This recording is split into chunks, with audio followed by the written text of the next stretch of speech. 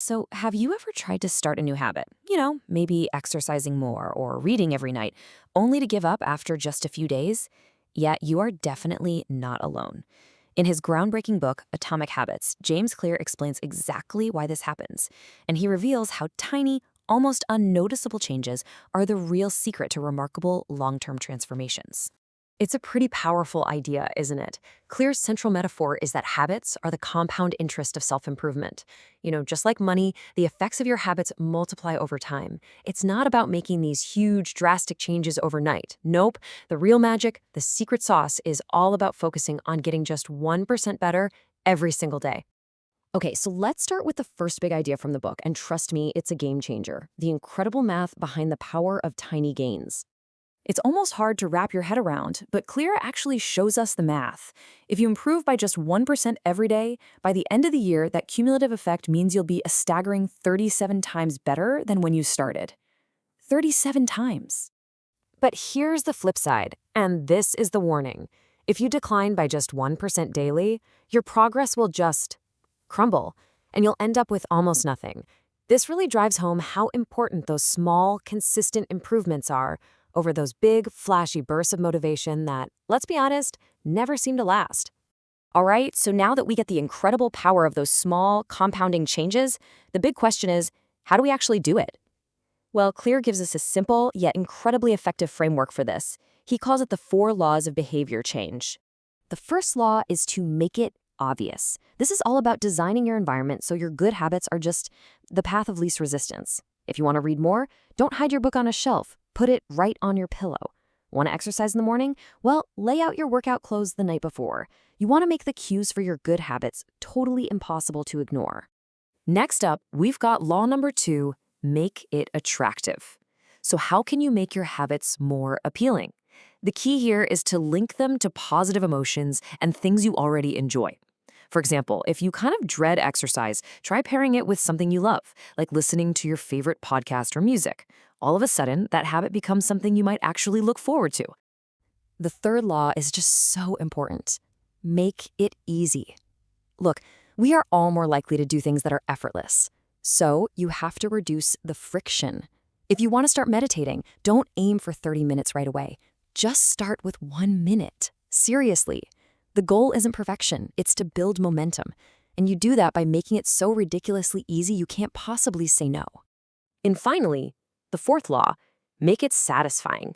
Our brains are literally wired for immediate rewards, so you've got to find a way to give yourself a small win right after you complete your habit. This could be as simple as checking a box on a habit tracker or just enjoying a little moment of pride.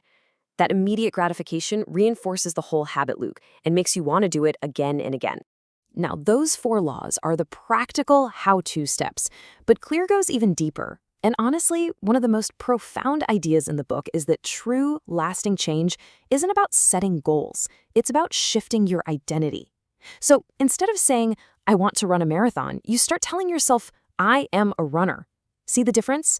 When your habits become part of who you are, they just become effortless.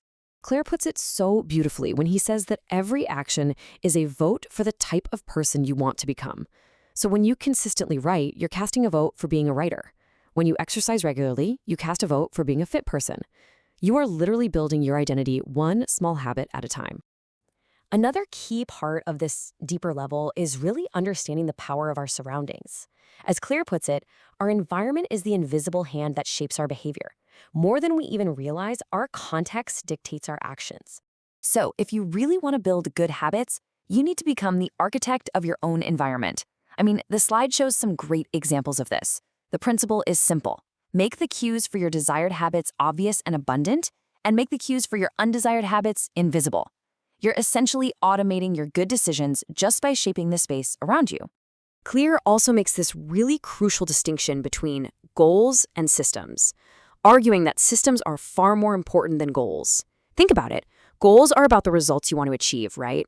But systems are about the processes that actually get you there.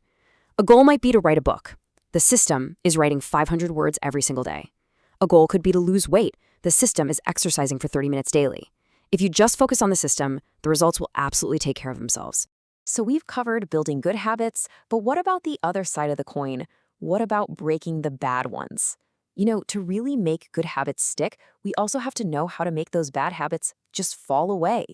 And it turns out the same principles apply, just in reverse. This is so cool. Clear shows us how to reverse engineer our bad habits by just inverting the 4 laws. You want to make them invisible by removing the triggers, then make them unattractive by focusing on the negative consequences, make them difficult by adding friction, and finally, make them unsatisfying. For instance, if you want to quit junk food, just don't keep it in the house. It's all about making the wrong thing the hard thing to do. Now, a really powerful tool for staying consistent with all of this is the habit tracker. It's not just about record keeping, it is a powerful psychological motivator. I mean, seeing your progress laid out visually like that, it can be incredibly satisfying, and it just reinforces your commitment day after day. A really simple way to do this is to get a calendar and just put a big X on every day you complete your habit.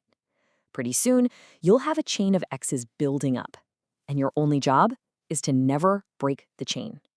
Now look, life happens and you might miss a day. The key, as Clear says, is to get back on track immediately. Never miss twice. And to stay motivated for the long haul, Clear introduces what he calls the Goldilocks rule.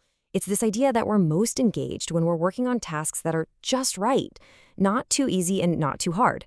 If a habit feels too difficult, you'll get discouraged. If it's too easy, you'll just get bored. The sweet spot for motivation is right at the edge of your current abilities, where you feel challenged, but you're still totally capable of succeeding.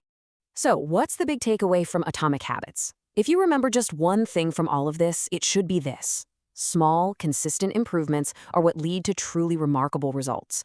It's not about overnight success. It's about the slow, steady march of those small wins. By focusing on who you want to become, building systems instead of just chasing goals, and using these 4 laws of behavior change, you really do have the power to fundamentally transform your life. And it all starts with just one tiny habit. So the real question is, what's the 1% change you're going to make today?